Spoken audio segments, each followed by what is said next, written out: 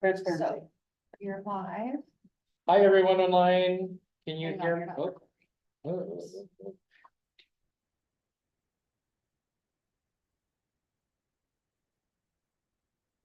Hi, everyone. Seth, Tina, thank you for taking the time today. Can you hear us? I can, thank you. Just a brief recap. So this meeting was posted on the county website, but not the state website. So we can't do any actionable items. But we are still gonna have a discussion today and carry through with the normal agenda. And then anything that is actionable, we will go and do at our next meeting. Just so everybody is aware and it is on record. With that being said, let's call to order this emergency meeting of the Travel Council Advisory Board. First and foremost, just opening items, just want to state, remember, this is just discussion. Ask questions, feel free. We're not voting on anything. Anything that we need to carry through to the next meeting, that we will, okay? Also, I know that there's a lot on this agenda, so Kate has some important stuff that we're gonna talk about really quickly and then hear what she needs from us, and then we'll do it at the next meeting. And then we'll get into the discussion part of our agenda. Any questions? No? Okay, let's citizens be heard. Anyone? Yeah, okay, we'll move on to the next item. Let's go around, Rebecca, let's start with you, intro and any conflicts of interest. I'm Rebecca Monso. I am sales manager over the Element in Moab and board member. Cassie Oliver, the executive director of the Moab Chamber of Commerce. Alex Borshevsky, Vice Chair of the Travel Council Advisory Board. Lori McFarland, High Point Hummer and ATV, Travel Council Advisory Board. Jenny Gleason, director of sales for Red Tail Air. Board member. Sharon Kinsley, Moab Information Center board member. Brian Hunnings, Chair of the Travel Council Advisory Board. At the table with us, we have Kate Finley from the Economic Development Office, as well as Stephen Stocks from the County Attorney's Office. Let's get started with our first agenda item. Any conflicts of interest from anybody? We want him to talk about. Sure, just as Brian recapped, again, the meeting was posted on the county website for 4 days. It was not posted on the state website, per statute. Based on the conversation that we've had, they're going to have discussion today. There won't be any official positions taken on anything.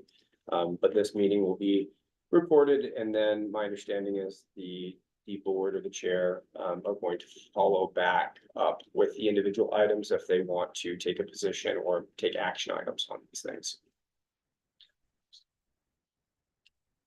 Yeah, we will. So online we have Seth Overson and Tina Cannon from the State Auditor's Office. Seth was the one that wrote basically the report that was issued to the county that the county responded to, which is really the main reason that we're all here today. So I thought that it would be best in our best interest that we have an opportunity to ask them questions directly, because I know there is a lot of stuff floating out, particularly after spending 3 days at the county fair and the amount of people that came to ask me a question. So go straight to the horse's mouth is my my best advice. So Tina and Seth, appreciate you being here. We will get to you in 1 second. We're going to start with Kate, who's going to run through our special event grants. So Kate, I will turn it over to you. Great, let me share my screen. I'll look at the grant overview. Okay, perfect. So a little bit of background and then we can talk about the grant applications themselves. As part of the budgeting process last year, the county commission set aside funding to provide grant assistance in order to promote, market, and produce events in Grant County. So there's kind of two goals that went along with this. One of them is to enhance visitation and the visitor experience through events. And then the second goal was to increase the quality of life by contributing to the character and vibrancy of the community. So in the past, this grant has existed. It was in two different forms. There was a community event grant and a special event grant. Those applications were reviewed by an ad hoc committee made up of members of the Economic Development Advisory Board, this body, a commission member, and members of our department.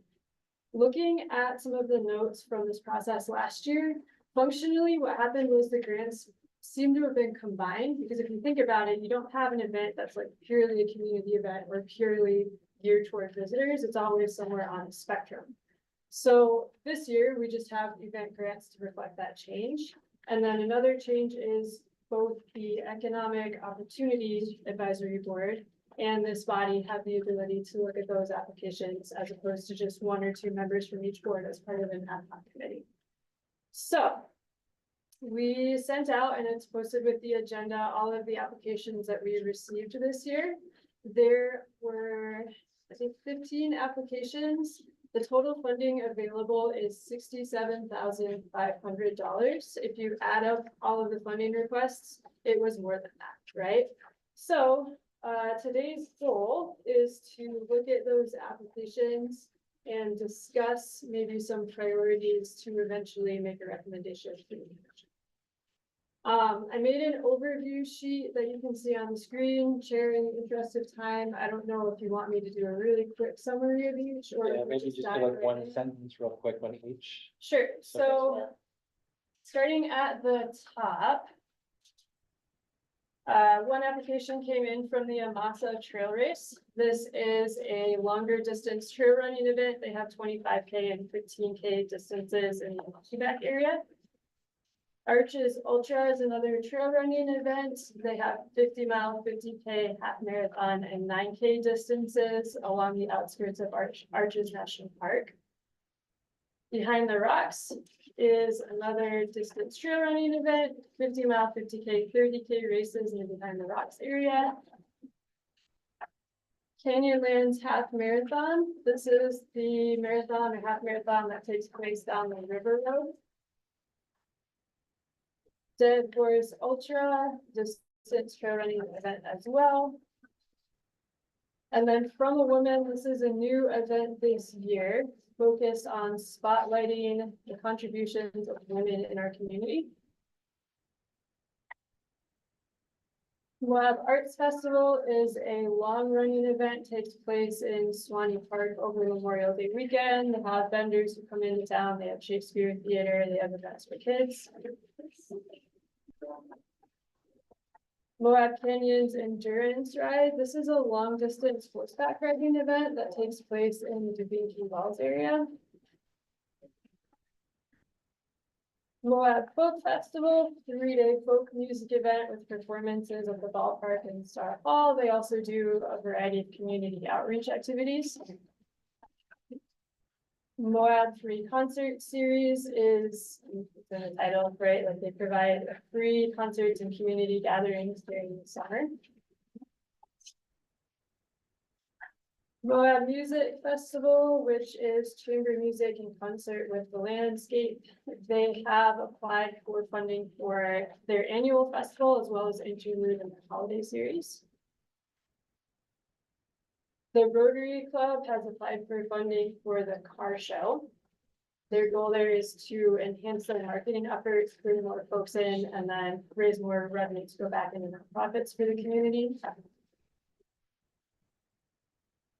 Moab's Red Hot Ultra is another trail running event, so 50-mile, 55K, 33K, and 15K races. This one takes place in the shoulder season, so driving visitation in one of our lower visitation eras. The Phoenix Moab Experience, this is an event that brings together people who are in recovery from substance use. So they come together for a few days, they camp, they do a variety of sports and showcase sober living.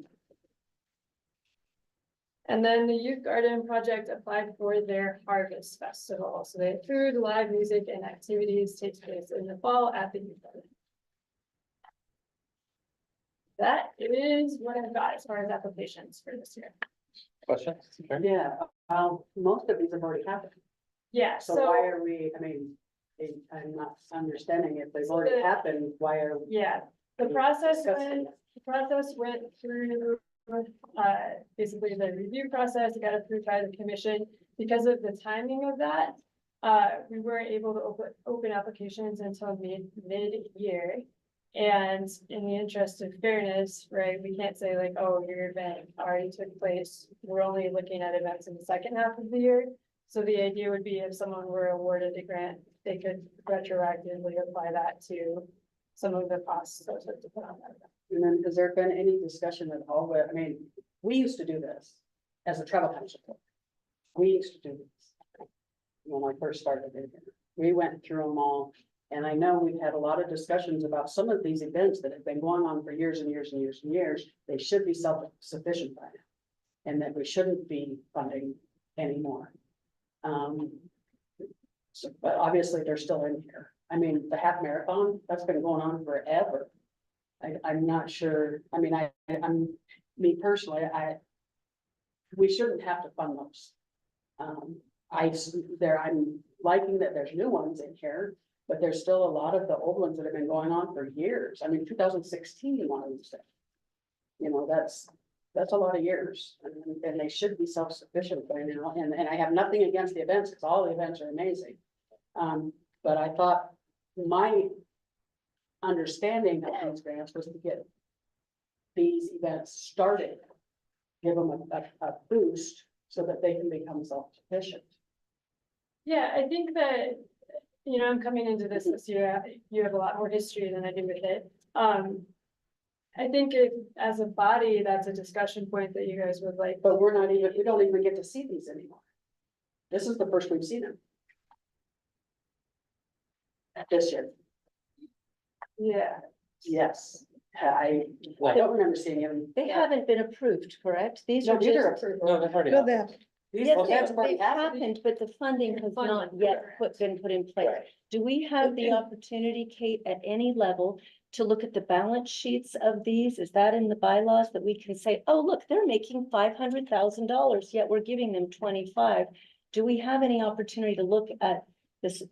Because I know What are there's, we getting as far as return on our investment as a community in helping lift these? If it's a nonprofit charity, clearly if you're a running event or a music event, you're getting the green stamp in Moab or Grand County, excuse me. If you do something else, are they even allowed to apply? And how do we know if we're just contributing to the bottom line, or we truly are lifting events that are trying to get off the ground? Can I add a little something? yeah, do you want me to address or add on, and then I can? Yeah, I think it might help. Yours is, last year, you were part of the subcommittee, you and Lacey, I forget who else was on it, maybe Mary. And then we asked even powwow, like, can we have financials? Because just what Lori's saying, like, let's see something, like, submit a budget. Cause I'm not gonna give you $20,000 because you're already making $40. so we did have that changed last year. We were asking, I think, all the finalist ones that you selected. So I know that's what we asked for last year. If, I don't know if that was considered. Yeah, I'm happy to Yeah. find out, and then I guess. Because I know last year we had some that, when we did see their financials, it's like, Mhm. why are they asking for money? They're self-sufficient, they're making money. Yeah, I can dig into it, and then when we. And then I just have one other question that came on my head. Do you remember when we were talking and we voted to purchase a portable stage? Did that ever happen? Does anyone know if that ever happened? Yeah. That's what I want to know. They run it, yeah, it's been used. Okay, yeah. Haven't used it. Okay, good, it was good for, okay, good. I just had never It's heard maintained, anything, so that we got it. it's maintained out at OSTA, and then we lend it to the city periodically, and they have somebody certified to utilize it. It's kind of complicated because it has a hydraulic Right. system in it, and people have to be certified in it. And I think Angie requested additional funding to be able to is somebody else certified for it. Okay. So it does have use, the only kind of the hard thing for the county is that it has to be transported around, and then somebody from county staff has to be out there to operate it.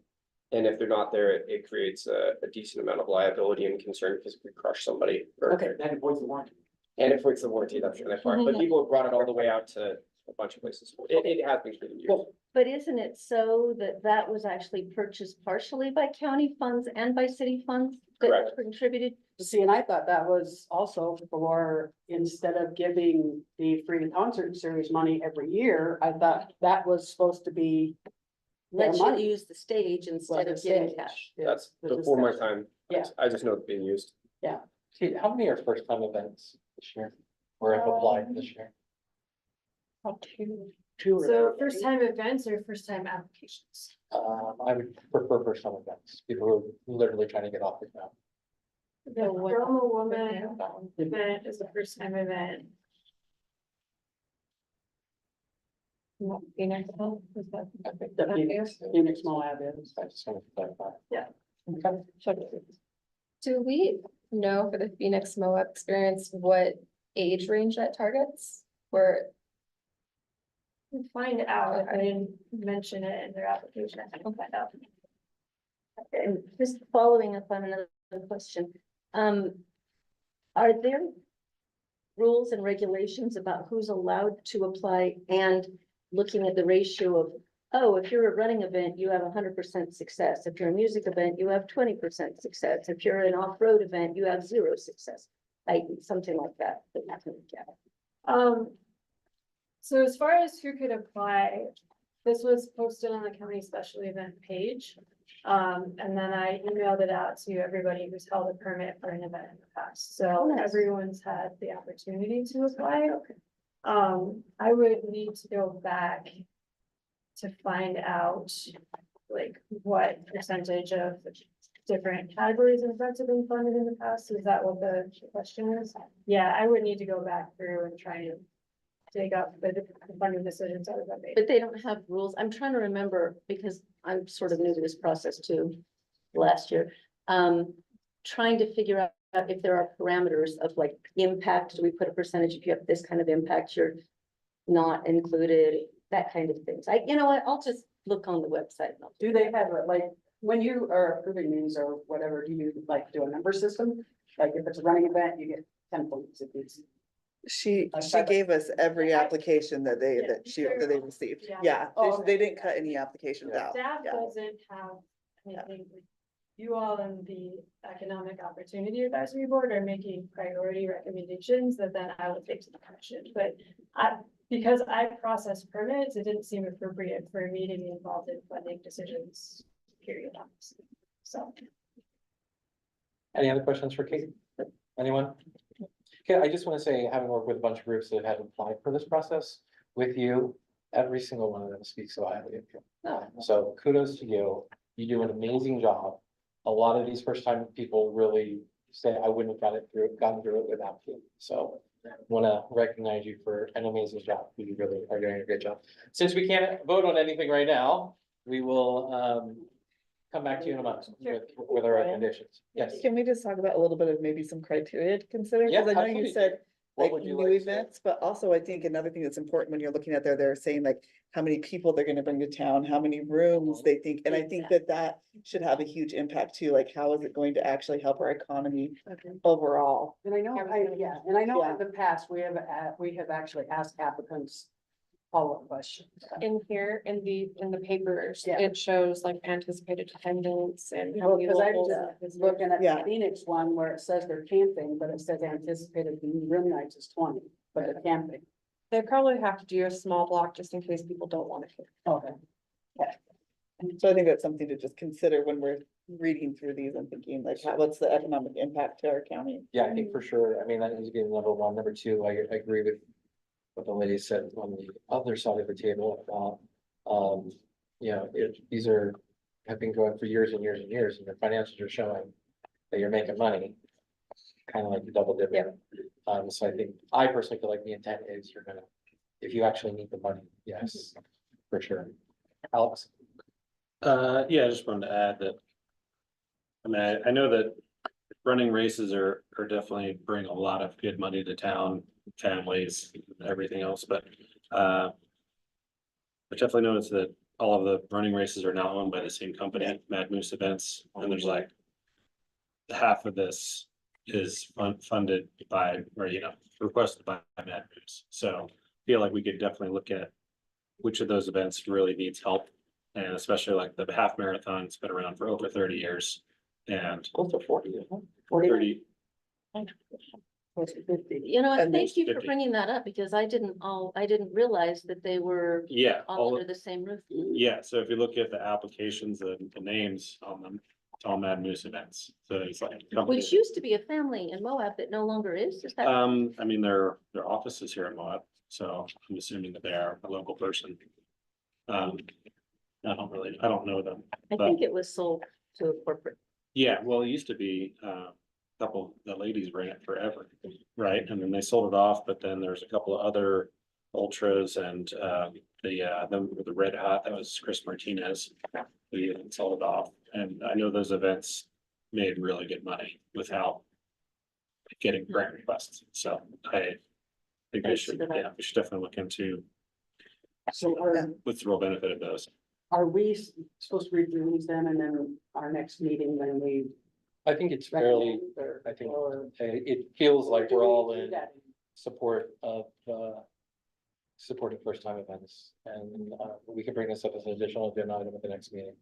And everybody just come prepared with your thoughts, priority. Can I add one more? Yes, absolutely. Sorry, I would say when it happens in a year too, so if it's like an off-season event, that's probably gonna be more beneficial for us than something that happens the week after Chief Safari or something like that.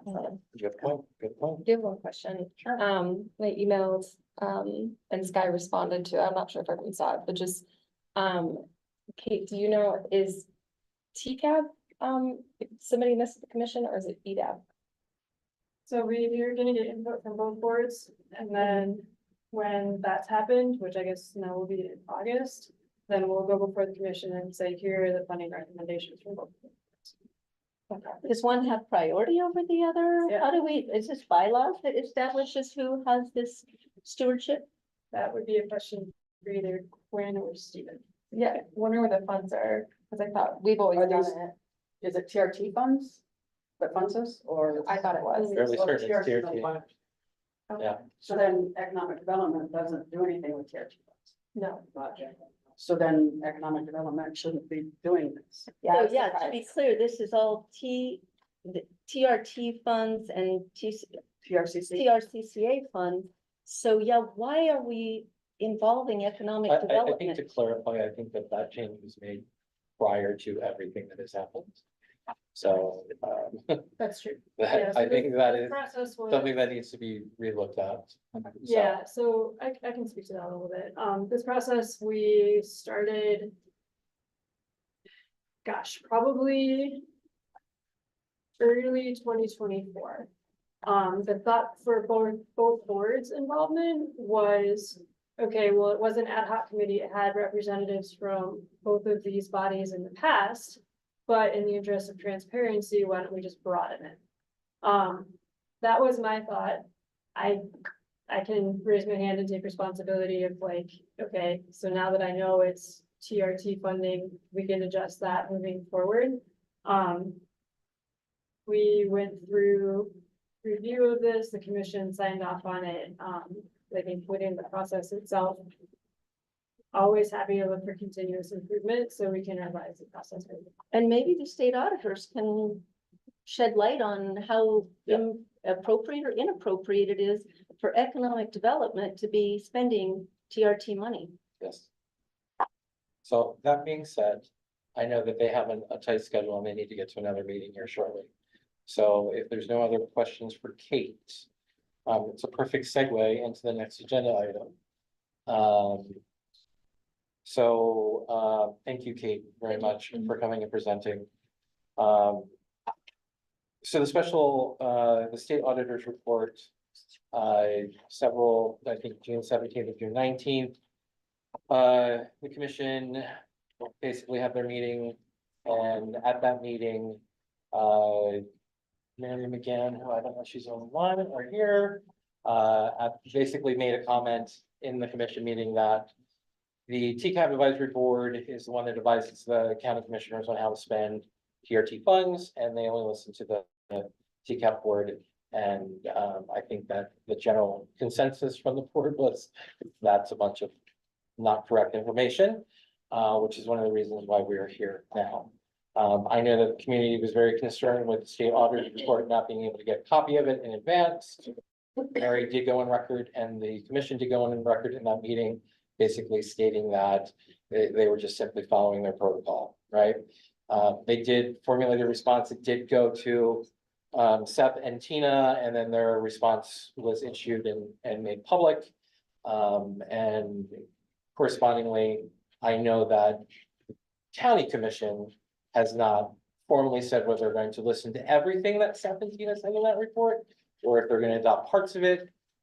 If you read the response, it seems like they're going to choose parts of it. But as a board, I think we have a responsibility, regardless of which direction it goes in, we need to be prepared with our recommendations to the county commission on what to do based on how they are going to proceed. So that is my reason for having this meeting. And I think Steph and Tina have taken time to come and join in this call because I know you all had questions. So that being said, let's open it up to Seth and Tina and let them answer any questions that you guys may have. Who wants to be the brave one to go first? So I guess I'll ask the first question then, because this was asked to me by every single person. What is going to be the state's response should the commission choose not to opt to follow the recommendations that came out in the audit report or parts of? What would happen therefore after that?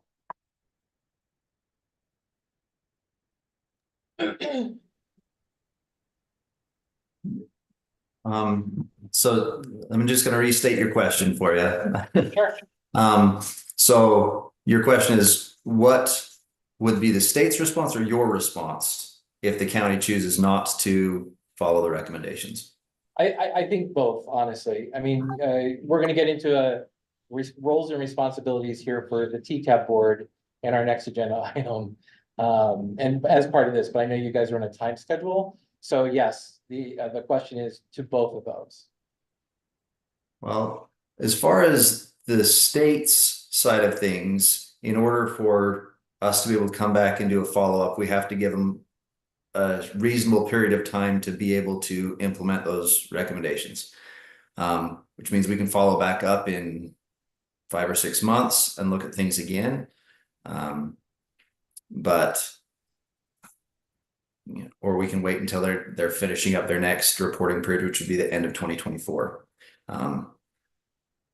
That would be our side of things. There's no penalty. There's no, the state auditor's office doesn't have any other mechanism other than issuing a report, shining a light on it and saying, this is a problem that we've identified. You need to fix it.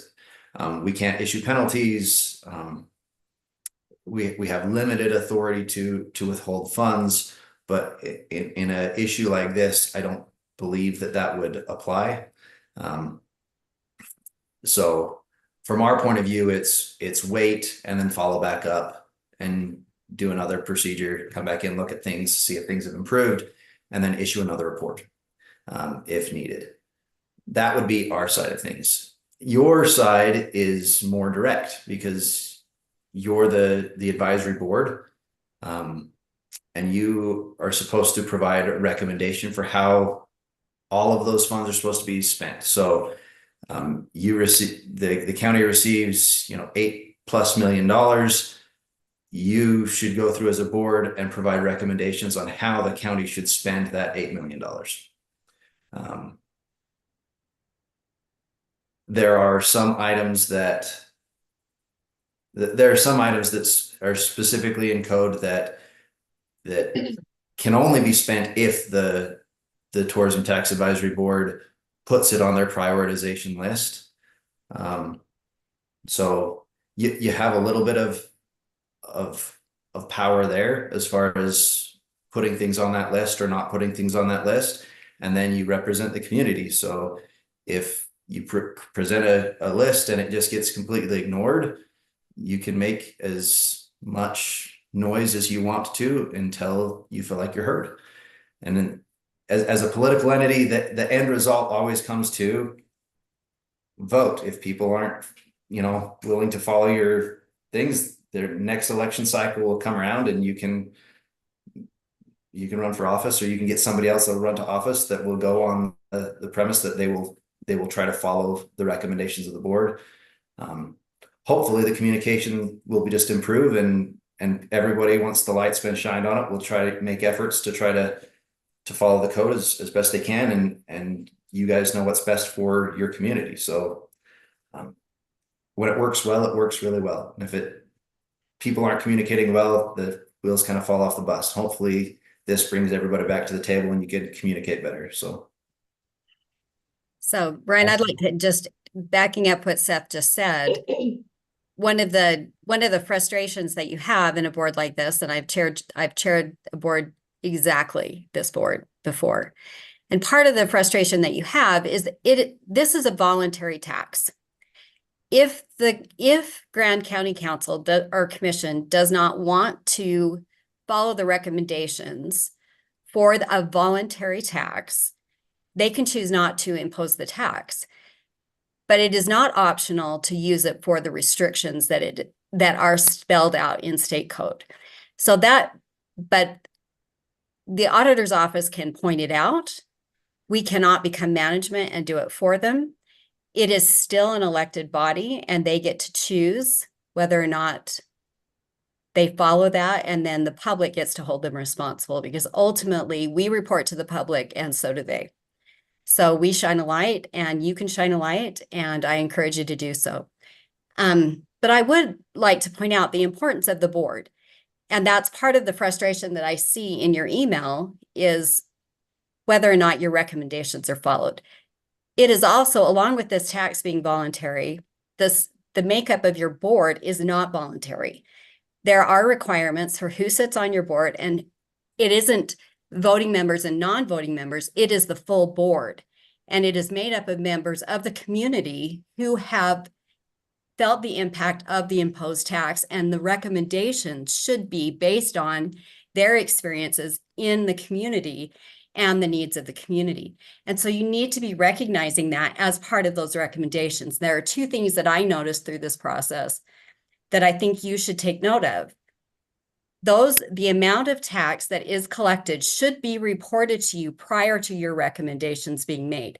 They need to make an estimate of what the tax revenue will be. And then you taking that number will then go back and make recommendations for how those funds are used. Those recommendations are required to be in a public meeting. There's a reason why that's a public meeting. You have the opportunity to present that to the public as well as to the commission, so that it is a community awareness of who you're collecting the money from and what the recommendations from those very people you're collecting the money from are for the use. So with that, I will hope that Tina, explains my thought on it. No, that was very helpful. Thank you. I know you have to go, so I have a quick question for you. In the event that we are writing checks as a county for things we have voted on, but we're not quite sure that those things are happening, is it appropriate, and maybe this is a question for Stephen Stocks, is it appropriate for us to examine the collateral, the things that we're spending the money on? Are we allowed, do we only make financial recommendations? Are we allowed to look at these campaigns that we don't trust are happening? We have to turn that over to you, or as a board, can we address that? Help us with process. So at any point, anything that the county commission does should be open for public scrutiny. Anything that they do. There are very few things that you can exclude that are not public, and an advertising campaign should be public. You should be able to see that, especially as a tourism board. I can't even fathom the circumstance where you would not be able to see what those assets that you're paying for as a community are or are not. So I can't even fathom why you wouldn't be able to examine what those are. So I don't think you need to go through the auditor's office. I'm happy to help, but I don't think you should have to. Whether or not you do that through a grammar request, or if they tell you no. But I would think, especially through the attorney's office, that the recommendation to the commission would be to release all of those assets. The community is paying for those. They're public assets. There's no reason why they should be restricted. Yeah, I think this is actually you know, one of the things that Alex and I struggled with when we took these roles was like, what is our role? Like, what do we do? Because we're being told that, we were told point blank to our face, you're just a rubber stamp. We write the budget. You guys approve it. That's your only thing. You don't have any say on anything. That's all you guys got to do. You make your recommendations based on what we tell you to do, and that's it. And that is not. So how it kind of that's very works. backwards from how state code Well- is written. So I would encourage you, the best advice I ever got in serving in a community role was to know your role. And your role is spelled out in statute, know your role. And that is exactly opposite. Your recommendations come first. However, the commission does have the opportunity to not follow that if they don't choose to. But your recommendations are there for a reason, and that is to hold them to those recommendations in a public manner so that you do have a voice. They have the final say, but you have a voice. So make sure that they're not telling you what those recommendations are. You are telling them what yours are, and then they can choose whether or not they accept them. But that's a little backwards. Just to underline this, we are, as a board, entitled to say, could you please show us the pictures that we're spending $10,000, $100,000, $20,000 here and there? Can we just look at what that looks like? And that's not interfering with departmental privilege, daily operations? I can't even imagine. You're the travel council. How are anything related to tourism tax not applicable or not being able to be seen? I can't fathom why there would be a no there. Well, I think it's just from reading our bylaws, it says we're not supposed to interfere with the daily operations of the economic development department and the director. So that's, you Seeing know, where are the lines on that?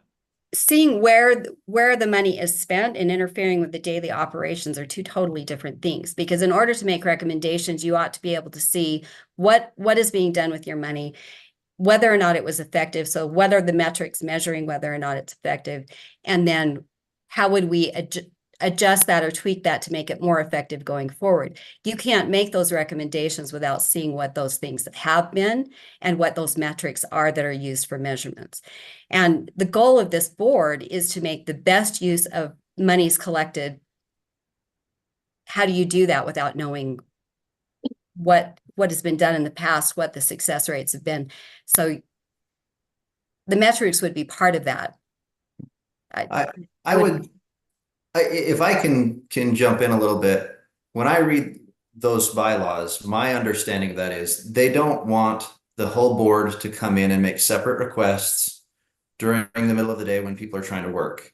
But it'd be totally reasonable to have a county employee attend your meeting, keep notes, and the board should say, we want to see these pictures at our next meeting. We want to see the campaigns at the next meeting. We want to be kept in the loop of what's going on. You're not then interrupting their daily operations. You're providing a request as the advisory board, and they can put that wherever they need to in their work schedule so that at your next meeting, they can give you everything that you asked for. But they should give you everything that you asked for. But don't go in the middle of the day and interrupt their day. Do it at a meeting and say, hey, we want these 5 things so we can look at them at our next meeting. And they should show up at the next meeting and provide that information. It's just how you do it. I have a question for, you guys mentioned that $8 million, and like the TCAP, and that we should look into how best to spend that. Is there a certain time frame on that money that for all your recommendations here, for Grand County? So without going into the details in the timeline, because those are, look at the bigger picture there. Anything that is put into that reserve fund, there are limits on what can be in your reserve fund. But how the money is allocated, what the original use was when it's collected cannot change even though it's in a reserve fund. So that should be your overriding principle, is the original collected use and the allocation percentage between mitigation and promotion that never changes regardless of when it goes in the fund. So there should be a good accounting of what those balances are so that you know what the use is going forward. Did I answer that? I think that answered. Yeah, So and as there far as isn't time a frame, timeline. the statute says that it's annually. You're supposed to create an annual prioritization list and give that to them. So you would come up with and say, okay, 2020, right now you're in middle of 2024. You should be coming up with what you think is going to happen in 2025. Right? In 2025, I would bet that Grand County is going to receive $8+ million again, because they did the last couple of years. You can say that's going to be plus 5%, 10%, wherever you think it's going to be. And then you should say, this is what we think that tax is going to generate. And you should provide that to the county prior to their budget stuff. So they're going to adopt their tentative budget by November. They're going to finalize it in December. You should have your information to them before that. Before they get too far into their budget process, you should have your recommendations. And it gives you a great opportunity, because I don't know if the community in Grand County understands how much money is going towards their sheriff's office. The TRT almost completely funds the sheriff's office, all but $100,000 roughly last year. So, I mean, I don't know of another county that so heavily subsidizes their police department, which I'm not saying is wrong and I'm not saying it's right. But if you were to take your recommendation and say, look, we received this amount of money, this is where it's coming from. This is all tourism money, and we recommend that you do this one. And you presented of saying this is tourism paying for the sheriff's office and paying for the jail and paying for roads. That's a difference. And then you say, and we want this amount that's going towards promotion and everything else. You can paint that picture so that the public understands, look at what a great deal we're getting, that we're offsetting all of our costs for these other things with tourism money. But this other stuff has to stay intact for the promotion side of things. Right. Otherwise, it comes in and it's like the county will do their budget and you won't be able to see what is funding the jail. They'll say, oh, this is just all the revenue we're coming in. Oh, and we're going to cut the promotion budget, or this is what we're going to give you as promotion. They're not giving you money as promotion. Tourism is collecting this big chunk of money, and you can present it as saying, this is the tourism money coming in. We recommend that the county offset these things, and this is for promotion, because it really is tourism money flowing into the county, and you're giving them money to be able to offset those mitigating costs, not the other way around. And I think they're trying to, it's been spun to the public in Grand County that they're giving money to you. The tourism industry is what's generating those funds, and they're giving it to the county. And you need to do a better job of painting that picture of which direction the money's flowing. And I think things will improve. Ms. Cannon, Yes. I'm interested, my name is Stephen Stocks, I'm the county attorney. I'm interested when the state auditor turns any report or follow-up to the Legislative Management Committee under section 67-3-1-18. I know it triggers on a second audit, and I don't know when a second audit would be conducted of the county that has the risk of triggering that referral. So off the top of my head, I have I don't know. I'll have to do, if you want to send it over to me, I'll look it up and give you a better, because It just states that if the state auditor conducts an audit of an entity that the state auditor has previously audited and finds the entity has not implemented a recommendation made by the state auditor in a previous audit, the state auditor shall notify the Legislative Management Committee through the Legislative Management Committee's audit subcommittee that an entity has not implemented that recommendation. So the reason why I'm asking is the state auditor's office, and it's just serendipitous that I'm at this meeting. The state auditor's office has already, of course, made the recommendation, the findings, and that's been published. Where I stand now is I'm looking kind of where the risk that the county is at if the county fails to implement those things, or how quickly a state auditor's office would follow up. And I know so Seth kind of indicated before, we don't turn right around and come in. We're going to give you some time to implement those changes. But I do think we'll monitor tone at the top. This was an important part of what the findings were and what we released.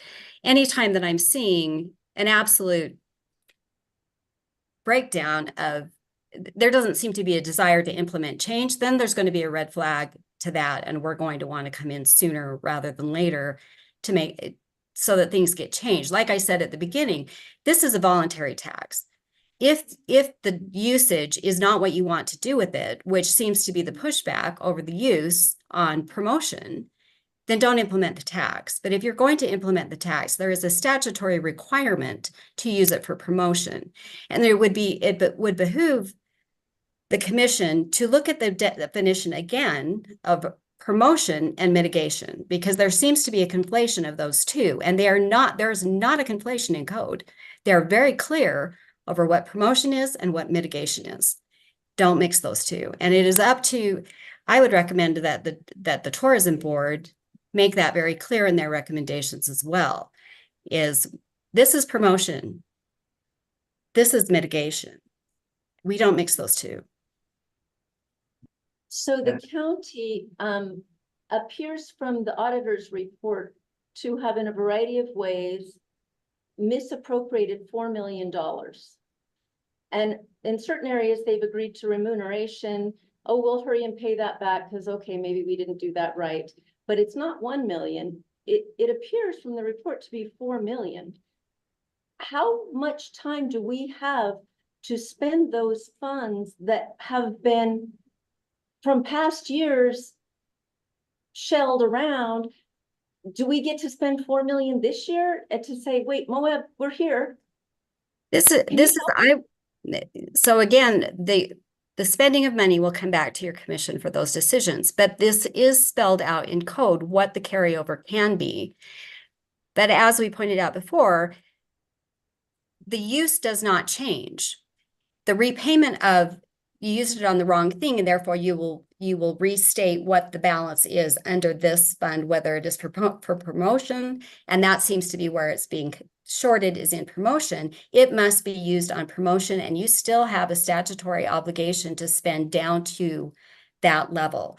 Whether or not you spend it now or you end up out of compliance in a different area, then is up to the commission to make that call. But your recommendation should assume that they will go down to the statutory limit on what those balances are, or should be. So right now we're waiting for the financial statements from Grand County, because they're part of that is they're making those changes that I'm sure that they're making adjustments that we talked about in our recommendations. Once those are made, you will be able to look at that fund balance, and we will take a look at that fund balance and make sure that it has come into line with where we believe it should be. At that point in time, you'll make your recommendations, and maybe you make the recommendations to spend it all at the end of 2024. Or maybe you make this recommendation that you're going to make a bigger campaign in 2025 and bring it back down to the level that's allowed. But that's something that you'll need to do late summer, early fall before the county adopts its budget. Right. That's the time frame you're looking at. Thank you. So I'm going to So I have to do- jump. Any last minute questions for me? Last Yeah, I question. just have what we were discussing before with the grant, the grants, special events grants. Mhm. The way it sits right now is the Office of Economic Development and the Travel Council supposedly are supposed to vote on these, but if it's all TRT money, does the Economic Development Office, should they be involved in giving these grants? So this is, again, I'm not gonna manage for you, but I would caution the county that economic diversification was removed from TRT usage. So I would be very careful to continue in mixing economic diversification and tourism when statutorily that is no longer allowed. That would be our concern from our side. I think that should be your concern from your side. I would tread lightly there. There are reasons to combine economic development with travel and tourism because it does drive a lot of what Grand County does. I'm not saying that they're not related at all, but you should be very careful on mixing. Economic diversification was removed from TRT code for a reason. I know the legislature is watching that. Thank you. And Any last questions for Tina? or- Sam, I was just gonna say, you can look at 1731.8. that is the code section for your tourism tax advisory board. And it states it has to have 5 members. The majority of the members should be current employees of entities that are subject to the taxes, and the balance of the board's membership shall be employees of recreation facilities, convention facilities, museums, or other tourism-related industries located within the county. It does not say the balance can be made up of county employees. So everybody that's making that decision on how things should happen should be tied to the tax and that code section. They're the ones that get to make the recommendations. Now, a county department can come up with a separate recommendation, and the county commission can listen to 2 recommendations. The code requires your recommendation. It doesn't require anybody else's recommendation. Those things are spent. To circle back around, that recommendation is in at least one public meeting, at least one, not none. At least one public meeting, and it's a public meeting for a reason. So, hey, I appreciate the time and Can I ask one quick question? live long and prosper. I don't know, whatever you would like to say. Thank you, Tina. Hope to see you soon. I love Moab. Come down, visit us. I will. Chair recognizes Brian. Brian, Seth, do you have a second to answer a question? I know Tina has to jump. Go I ahead, just Brian. had a quick clarifying question. Did you say that the mitigation funds need to be approved by TCAP?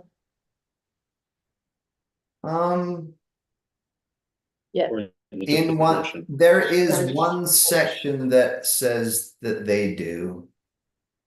And that is 1731.5 in subsection 2. It says subsection 1A does not apply to the legislative body of the county if oh, that's not the right one. Where's my section that I'm looking at? 1731.2 6. It says, in addition to the purposes described in 2, the county legislative body may expend up to 4% of their total revenue generated by transient room tax to pay a provider for emergency medical services in one or more eligible towns, and may expend up to 10% of the total revenue generated by a transient room tax for visitor management and destination development if a national park is located within or partially within the county's boundaries, and the county's tourism tax advisory board created under subsection 1731.8.1 or a substantially similar body as described in 1731.8.1 has prioritized and recommended the use of the revenue in accordance with that subsection. So they can only spend for those purposes if the board recommends it. If the board came back with a recommendation that said, no, we don't want anything spent for emergency medical, and no, we don't want anything spent for visitor management and destination development, I would read that code, and I'm not an attorney, and I would recommend this back to the county attorneys, but as we read through that section of code, there is some level of control there of saying, yeah, the county can spend it for those purposes if we put it on our prioritization list, because it says it has to be there. But if the board doesn't include that on your prioritization list, then the question would be for the county attorney, if we don't recommend this, can the county spend it for that purpose? As I read through that section of code, I would say no. And I've spoken with a couple of attorneys about that, and the county attorney could contact the AG's office, our rep in the AG's office to walk through that if you'd like. But to me, I don't think it would be a good idea for the two bodies to start fighting back and forth and saying, well, we're not going to include this and giving each other's black eyes. You're all in Eastern Utah, and I grew up in Eastern Utah, and nobody cares about you but you. So you should just look out for each other. Hey, easy now. I grew up in Emery County, and I think I think I've have that perspective of being on the eastern side of the state where if you don't look out for each other, no one's going to. So I don't think it's a great idea to get in a huge argument about that, but I do think that is one thing that people should keep in the back of their mind. There are certain expenditures that must be recommended by the Tourism Tax Advisory Board in order for them to be spent by the county. And that section right there, if non-compliance is rampant and I were a legislator and wanting to make sure that governing bodies came into line, that would be the section that I would change, and I would add every mitigation activity to it. So if people want, if you want to have right now it's pretty open. They have a lot of ability to spend in different ways. If it was going to be restricted further by the legislature, that is probably the section of code that would get tweaked. And depending on which side of the argument or conversation you're on, you'd want to play nice to avoid that code section to be developed further in a direction you wouldn't want it to go. Or maybe you want it to go that way and you call your legislator and push it. So that is one of the things that you should look at as far as those allowed uses and how that money's spent. But the tax advisory board does have a level of power, and you should understand the authority that you do have and provide recommendations for that whole chunk of money. Before I came to the state, I worked with the county. I was a clerk auditor of the county, and the tendency in that county was to say, we are going to spend this money for this, and we're going to give you this amount that you get to spend for your grants and different things like that. That's not the way the code is written. The Tourism Advisory Board gets to the whole corpus of the tax, everything that was collected as tax. They get to provide a recommendation for everything. And then the commission can revise that if they feel they need to, but yeah. Mr. Overson, just to piggyback on that, let's assume that we make as a board very definite recommendations of what we would like funding to be. And then we are told by our commission that, thank you for your recommendation. We choose to not do anything that you have recommended because it's a recommendation, not a requirement. We will choose to spend money as we wish. Can you help us with that feeling? Other than that section that you withhold recommending stuff for emergency medical, visitor management, or destination development, that's the only 3 uses that says you have to put it in your recommendations. Otherwise, the county does have wide powers, and they can tweak and change those recommendations. My encouragement would be come up with a recommendation that puts you on the side of being incredibly reasonable. And then if anybody argues against your very reasonable recommendation, they have to appear unreasonable. That's how I win arguments with my children. So if I provide a very reasonable alternative and they want to go against that, then they have to be the ones that appear that are unreasonable. So I have a couple questions, but they're more directed at Stephen Stocks. I don't know if you could have time. So let's, except you're more than welcome to stay on if you got a job. okay, no, I'm good. I blocked out until 5, so I'll just be a Okay. fly on the wall. If you want to ask another question, you're welcome to. Otherwise, I'll just be here. Has the county been aware of the implications of not responding to the state auditor? So you were asking timing before. And Do they know right now before we just found out this out? the county's received a copy of the letter, and they know the obligations, and they know the options that they have.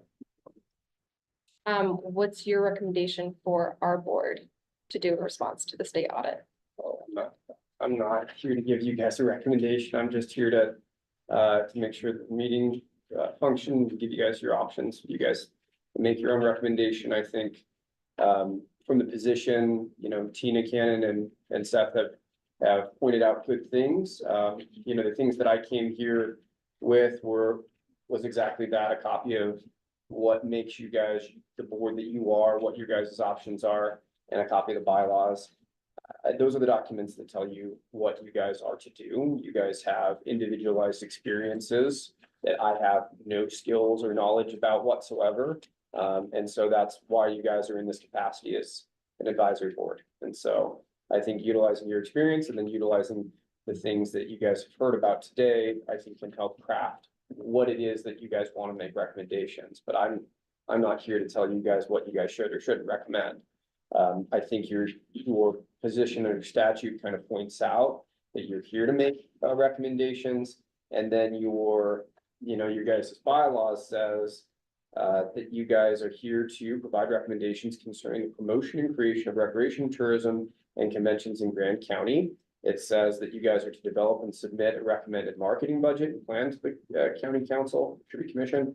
And then advise the director as necessary, and then advise the county on the best use of revenues collected from TRT and TRCC taxes. And that's section 1 of your guys' bylaws. So that's the recommendation that I give you guys, that you guys should follow what's in the bylaws and what's in state statute. And I think I don't generally say this, but I have found this meeting to be very informative of the position of what the state auditor's office is.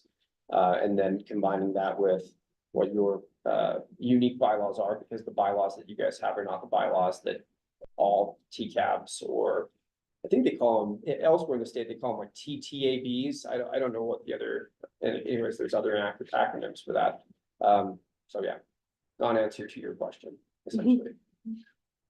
Mr. Overson, should we divide economic development from tourism?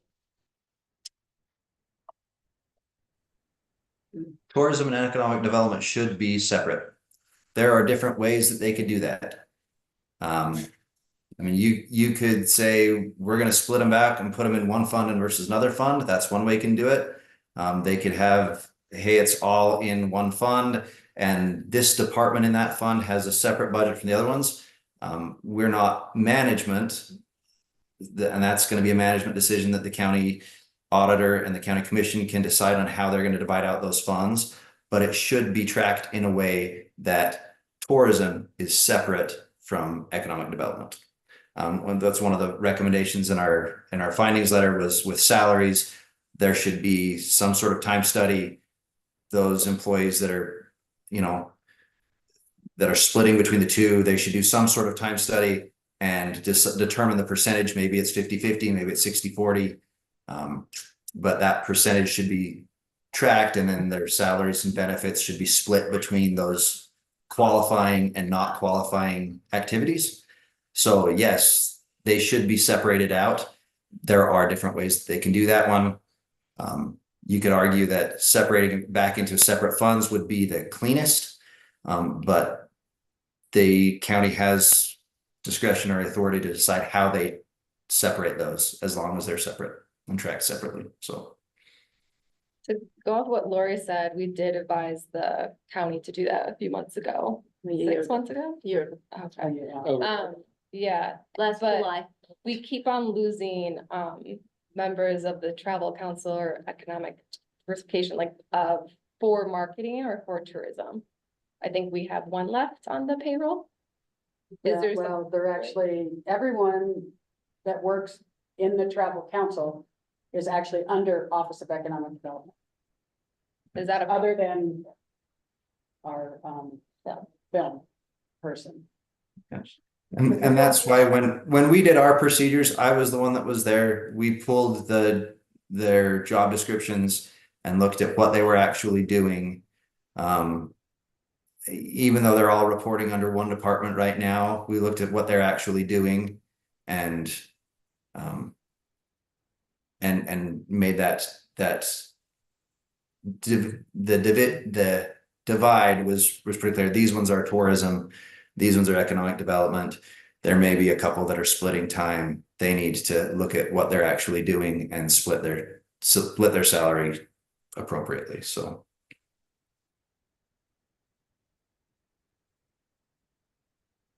Any other questions in regards to the state auditor's report? We're a little bit over time, but I don't see Sky or Ben here to discuss one of the items on the agenda today. So we have extra time. We'll continue with that.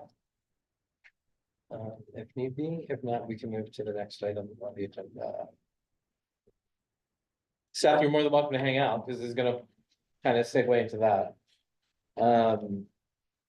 I think the overall general consensus here, and what we're hearing from the state auditor's office is, yes, there are statutory limitations on how it can be spent.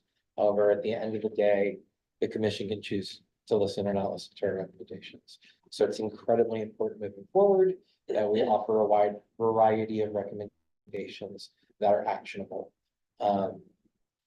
One of the things that I think limits our ability to promote and advertise is our next agenda item, which is resolution 3248. It was included in the packet for everyone to take a look at. The Recreate Responsibly banner is fantastic. I'm not disagreeing with the intent of what it's supposed to do. However, in my experience, in my time here in Green County, is it just my opinion, it is wielded as a weapon to not support advertising or promotion that doesn't fit the, whatever the current direction the wind is blowing in on the county commissioners board. For instance, 2 meetings ago, we requested some information. We have yet to receive that information from Love in regards to social media paid advertising. Lori tried to follow up on it, and we were told that we're sticking our nose into business that doesn't concern us, is basically what I was told. And it does concern us. If we're spending TRT funds on something, we have a responsibility to see it. And my point being is, if we have this proclamation 3248, and it says that any kind of promotion or advertising needs to have this message, who approved that? And according to Love, it was Sky and Ben who approved it on May 6th. Since I didn't get an answer, and I'm not the kind of person that's going to go around, I had my team go and do research to see what social media ads they could find that was paid advertising on social. Couldn't find one.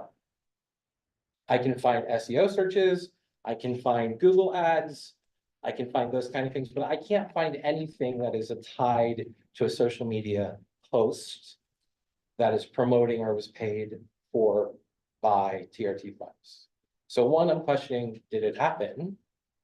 Right? 2, more importantly is, did it fit the mandate of Proclamation 3248, right? Did it go out with that message? If it did or did not, right? My recommendation would be, due to this proclamation, that we need to come up with an alternative that will allow, because when I hear recreate responsibly, I immediately go to, and I think most of probably the commissioners go to, trails.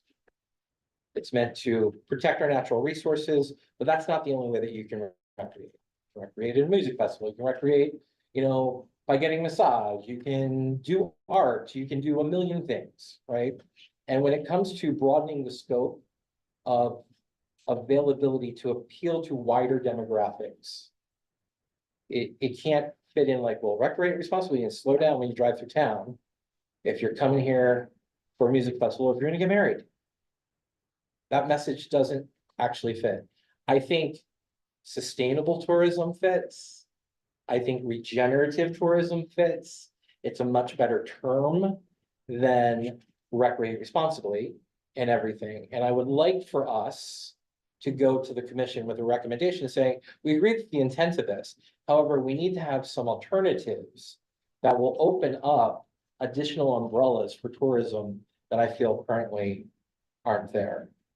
So that being said, I would like to hear, since we are allowed to discuss. Yes. Very well. You're welcome. Sharon, you had a, Well, I just think sometimes the commission has used this policy for not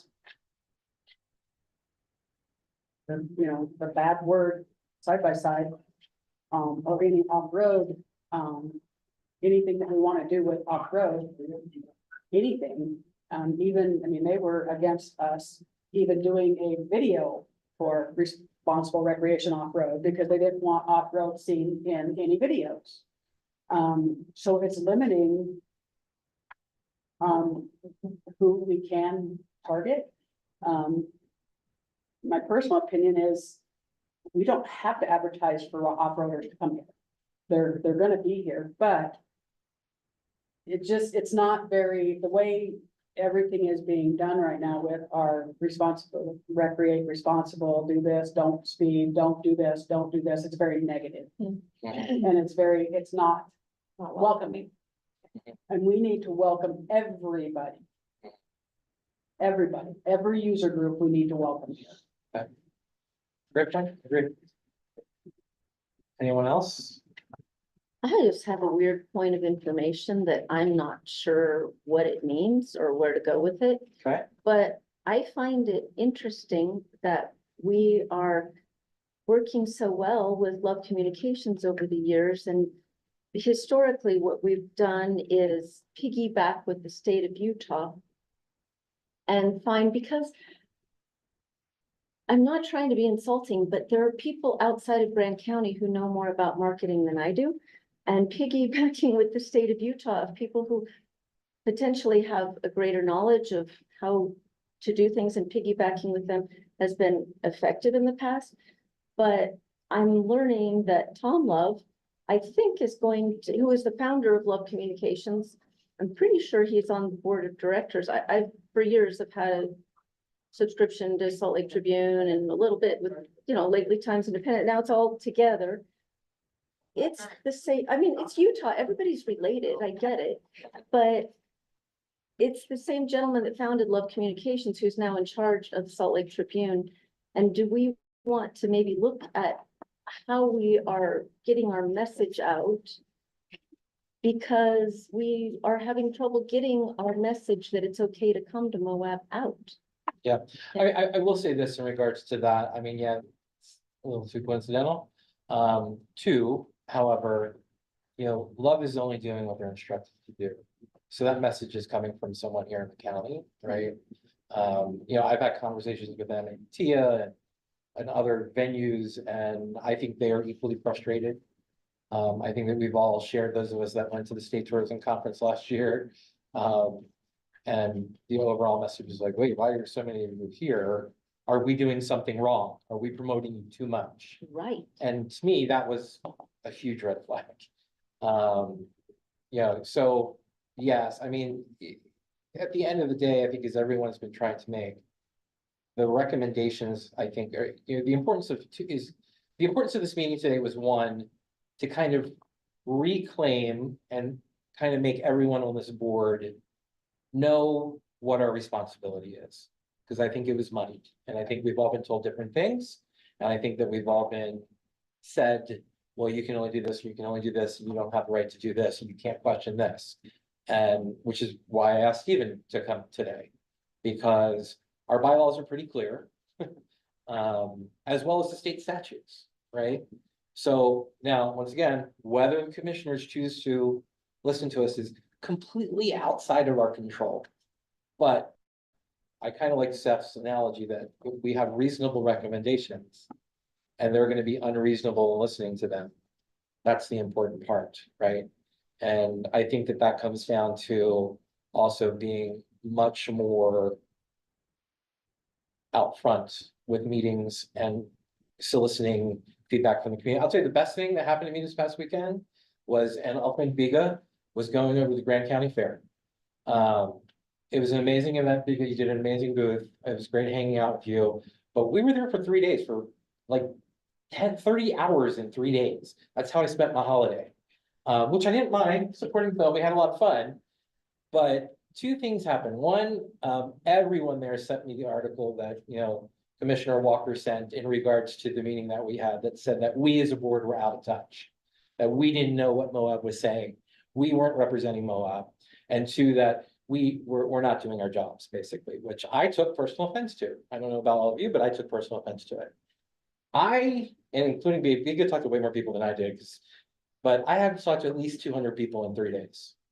Out of those 200 people, with the exception of one person, was like, you guys, you have to be more forceful.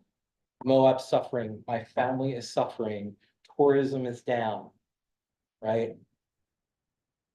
It was overwhelming to me, the amount of people that were coming to me and telling me that. So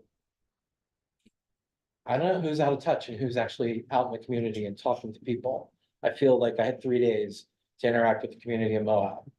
And in my mind, overwhelmingly, people were telling me that they can see a noticeable decline.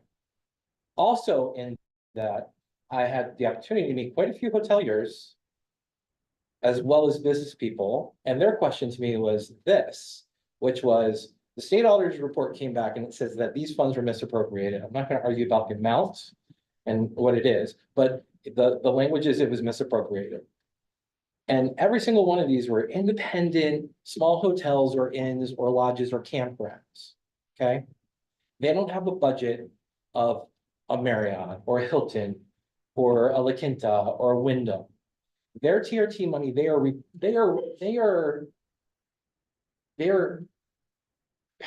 counting on that money to advertise and promote them and bring people to their business. And it's the only funds they have that are available to them. And they're like, Brian, I can show you, last 3 years, my numbers are down. If they're misappropriating these funds, I'm like, well, they're not your funds. It's a voluntary tax. Like, yes, you paid it in and you collected it, but it's not technically your money. The guests that stayed with you did. And every single one of them was like, well, there's gotta be something that we can do. If it's misappropriation and I can show and I can prove that my numbers suffered because you, meaning us, the tribal council, weren't promoting us, then we have a class action lawsuit. That came up quite a few times. And that should show you the anger of where people are at right now. People are suffering. I think we have a million examples of that. So I highly encourage everyone on this board. We need to stop being distracted by all of the stuff that goes on around us, all the politics and all that stuff. We have a very clear-cut agenda to make recommendations to advertise and promote. And I really want us to start going strong and being more forceful in our recommendations, whether it's listened to or not. Right? So I'll get off my soapbox now. I'm trying to kill time. Any thoughts? Anyway, it's a discussion, everybody. You can all join in. So No, I really like what they said about knowing our role. And I think all of us need to get back and do some more research and read our bylaws again. And know them, and also the state statutes. That's what I got most out of this meeting, is that I need to get back. I guess maybe, because I've been on the board, I'm probably the longest serving board member now. And I probably have gotten a little lax because they don't listen to us, and so it's like, what am I doing? And so I think we all need to get back, even the brand new people. Read what our bylaws are and any of the state statutes. So if someone wants to email out links to all that stuff, that would be awesome. And just remember what we're here for. And this isn't for the county commissioners. This isn't for us. This is for our community. And doing the best thing we can for our community so we can survive. Yeah. I also like what you said about southeastern Utah, right? I think that's really important. If we're fighting against each other, we'll never get anything done. But if we can find ways to compromise and communicate and talk to each other and show a little love for each other, then it's not going to be as hard. But if we get angry and we get contentious, then people will shut down. And if we look after each other and care about the person, whether you agree with them or not, It makes a huge difference. And I think, I do wanna say, in all the years that I've been on this board, when we have done the recommendations for the budgets, the mitigation part across the board, we have never had a problem with how they spend the mitigation, you know, with the law enforcement and the, you know, search and rescue and all of that stuff. And I think we have always said that, we firmly agree that this is how that money should be spent. Where we're having the issue is how they're spending and categorizing the promotion part, because there's very obviously things that they've been spending promotion on that is, you know, we've even, is that really promotion? Yeah. So that's, you know, the mitigation part, I think 100%, that's what we need to be spending the money on. Mhm. It's the promotion that we need to start buckling down on. Yeah, completely. I feel like there needs to be an asterisk. This is about the 7th time in the last 14 months I've said that when we, as a board, or no, as a community, because we don't actually do the action, but when we appropriate money for cool things in our community, it would be so great to have a tagline that says $5,000 of your tour of this to fund this event came from tourism dollars. Why is it that we're so adverse to communicating that to our community? Why do we not want our community members to know, yes, you have a real burden because you cannot turn left in April. But guess what? $5,000 went to this free concert that you are dancing at happily and enjoying this Friday night. Well, I thought that was supposed to be part of the stage, is that we had our logo on the stage. It was there, and the What flag is there? Okay, I think that's a reasonable recommendation. because that's too. been Advise. recommendations for years. Is to have something on there. Yeah. Several of our old board members brought that up years ago to put something on, this is funded by. Yeah, and also for the resolution 3248, I definitely do agree with you all, like, just broaden the term. We heard from past employees of the travel council, like they're limited. They were limited and that came out of their mouth a few times at meetings.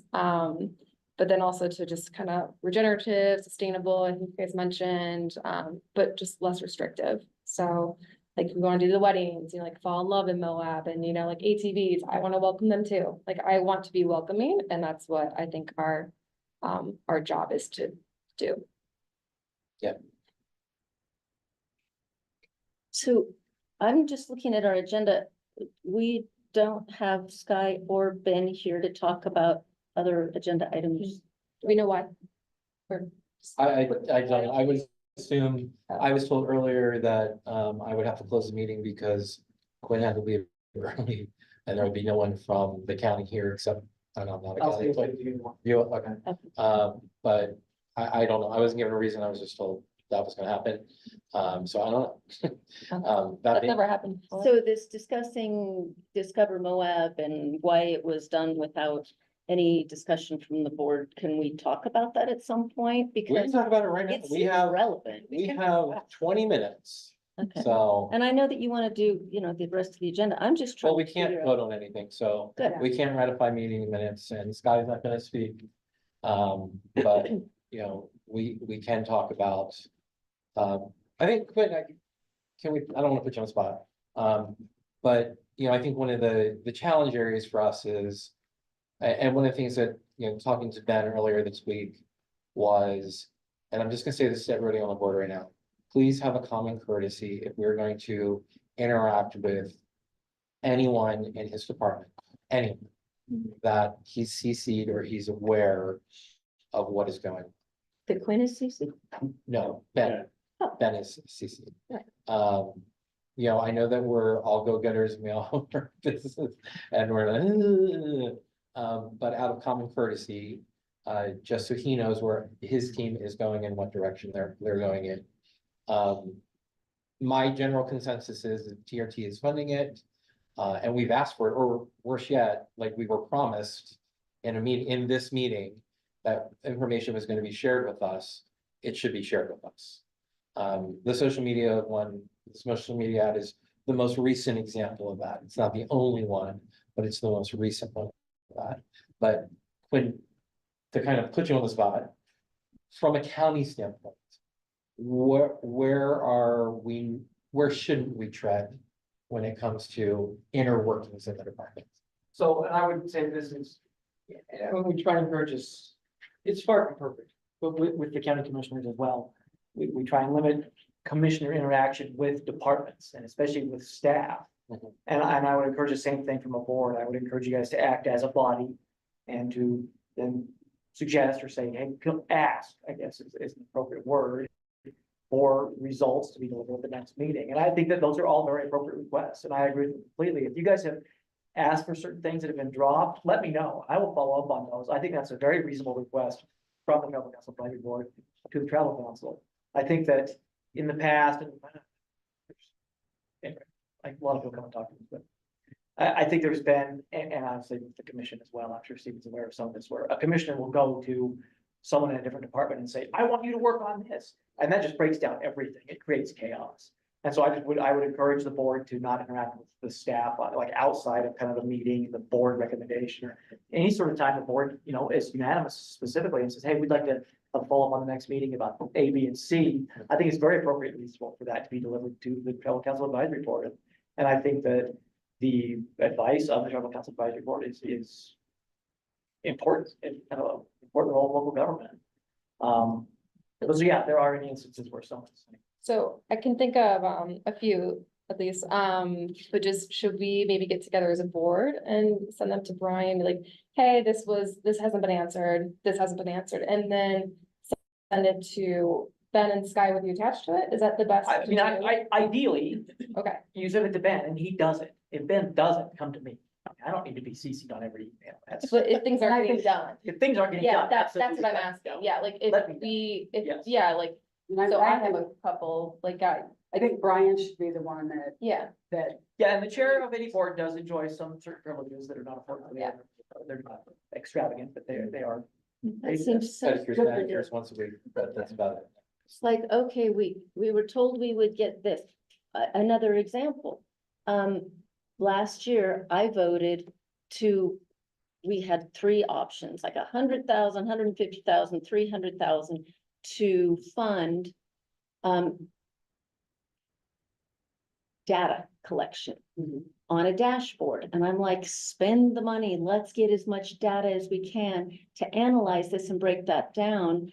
And it was promised that this would be available to anyone in the public. And we can go back to the public meeting on the record and see anyone who wants to access this information can.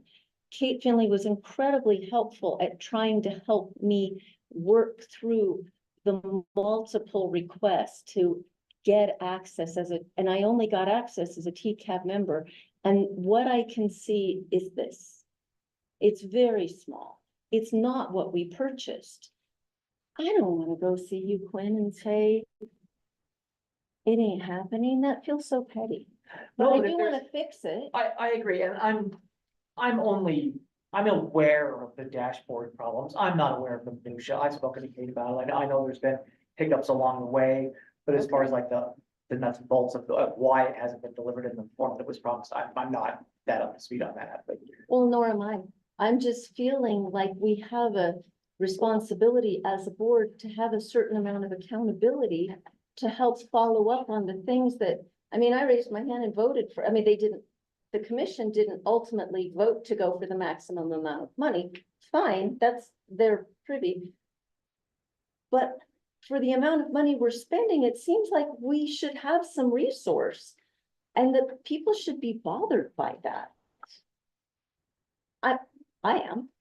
I mean, I'm not, my hair's not on fire, but I'm trying to gather data and information to be able to prepare for meetings and make informed decisions based on, if we're being told by people in the newspaper that we're not serving the community appropriately because we are not thinking of the community as a whole, that's a pretty big accusation. I feel like my responsibilities are fiscal. For sure. And I feel like we should all be looking at not just throw the money in the air because we've collected it, let's actually use it. There's responsibility in that also. So for me, I feel like that dashboard and several other places are places that we are just not getting the job done. I don't know why. Make a comment, you know, one thing that I've noticed, at these meetings is KPIs that you guys kind of have set, right? You have, you know, how much TRT did we take, how much, TRCA did we take in? And those are your set, you know, KPIs that you guys have.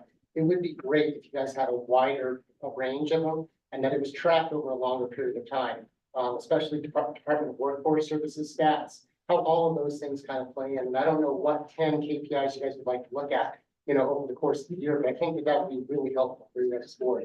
Well, and that To should have- be to have- available to on the have something- dashboard, Yeah. all of that. But I don't know the last time we were told as a board, and I've only been on here a year and a half, that what we spent compared to what we got, there is no accountability there. We literally just get here and have coffee and chat and go back to our jobs. I can't, the amount of resource that is the talent that's here at the county level and at individual businesses, what we would all have to be compensated for this 2 hours plus the several hours of preparation to be disregarded is kind of an embarrassment.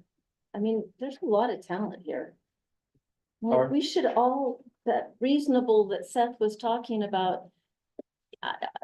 I parented differently, but I still want to be, I want to work well with others. Yeah, no, I got it. Howard? I think it would be very helpful to you as a board and both for Travel Tax Advisory Board to see exactly what was brought in 2023 and what was spent out. You still have not seen that report. Last year, the report was not delivered until November. There's no reason why you shouldn't have those numbers because all the collections were in by February 29th. And the budget for the entire year was approved in December of 2023. Why does the public have to wait so long to see how this money was spent? And that is it's a one-sheeter. It has all the TRCCA income and revenues, all the TRT revenues, all the fund balances, which are questionable, and all the money that was spent. And it shows quite clearly how little is actually spent on marketing and where it all goes. And I think as the advisory board, that should be the document you want to see as soon as you possibly can. There is absolutely no reason to have to wait until the state deadline in October. That is done for cities and municipalities whose budgets end at the end of June. It gives them time to get their numbers together. The county is on a fiscal year from January to December. I think it would be most helpful for chamber board members to see how the money they collected on behalf of the county was spent exactly and how much was used for establishing and promoting tourism. Because if you saw those numbers, you would be quite shocked, I think. I had to go into Quinn's office and get that report in November of last year. And please do not wait for that report to come out in November this year. Yeah, to follow up on that and that concern, Howard, way back when we had the economic summit in February, was it February? I can't remember when you originally asked this question. I did schedule a meeting with Gabe and I asked Gabe, so, you know, here's the concerns. Is it possible to get that report earlier? And Gabe had said, you know, they were in the midst of the state auditor's investigation, and I shouldn't say investigation, but questioning, and that he was getting to that, and that the earliest he could get into us would be August. And internally, the reason being is he has started a process where he sends it to 2 auditors, one an auditor outside of the county and one an internal audit team. And he didn't want to, for Gabe, and I genuinely took him to be very sincere in this, was I know what the concern has been with my predecessors and what has happened. More than anything, I want to have accurate information. And in that meeting, he said to me, I can't give you an up-to-date monthly TRT summary. You can go on the county site or you can go on the state site to see a month ago what was released, which, trust me, I do every month. But he wanted to hear from us, like, what would you like to see from me? And at that time I said, you know, when I first joined the board, at least Chris Baird would come once a quarter to give us kind of an update on this is what is collected, we're trending above or we're trending below, this is where we think that we may need to cut back or spend on. And he has agreed to do that. So I am gonna circle back with him for our next meeting in August, because it will be August when we have that. And ask him if he has at least an early prelim for 2023 that we can look at. And then I know that I genuinely feel like he's on the same page as us and he wants to get that information out for at least quarterly for us. But once again, Lori, like to your point, he wants to know what information we want to see. Yeah, so and he's like, I will get you whatever I can within statutory reason. And I believe that. Yeah. He tries very hard. He does, he really does, he's a good guy. Another, go ahead, if you've got. I don't know. Are you Oh, following? no, I was gonna say, so we can, as a board, send it to you, just like. Absolutely, yeah, please do. I'd be more than happy to fill that through Ben and Sky and hopefully we don't have to see Quinn. Not that we don't want to see Quinn. No, I have but, another one that this helped me. Okay, so listening to Seth, I don't want to interfere with the internal workings. I have enough business going on in my own little body. Mhm. However, it's my understanding that when something's funded through TRT, it's up to the board to have something to say maybe about the funding. I'm under the impression that today a new web designer started working at some level somehow. I don't know.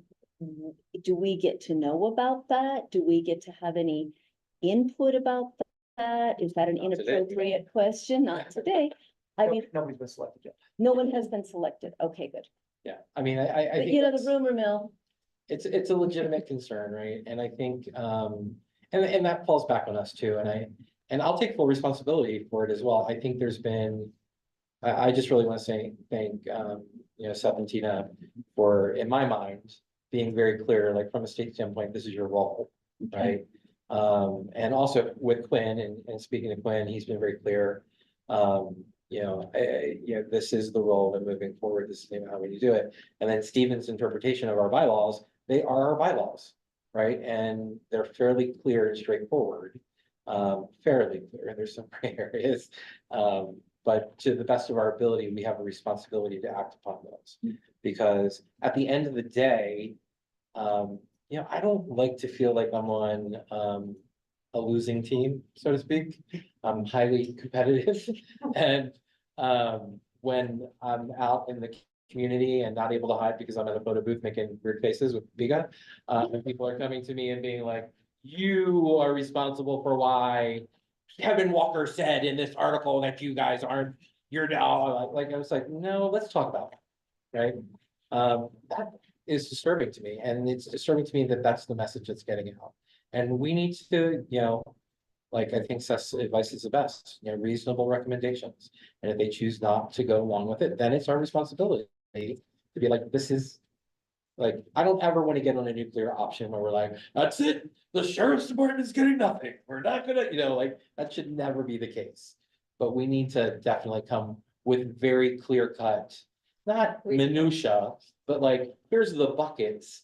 We want this in advertising, we want this in promotion, this for the trails program, we want this for the sheriff, we want this for emergency services. We have to do that. And I think it's within our right to be like, great, Love or PR company or whoever you are. You said you were gonna deliver this. What are the KPIs? Because you're right, Brian, we don't have any KPIs when it comes to any kind of, primarily because we haven't been advertising. And look at it like, okay, did it accomplish the goals?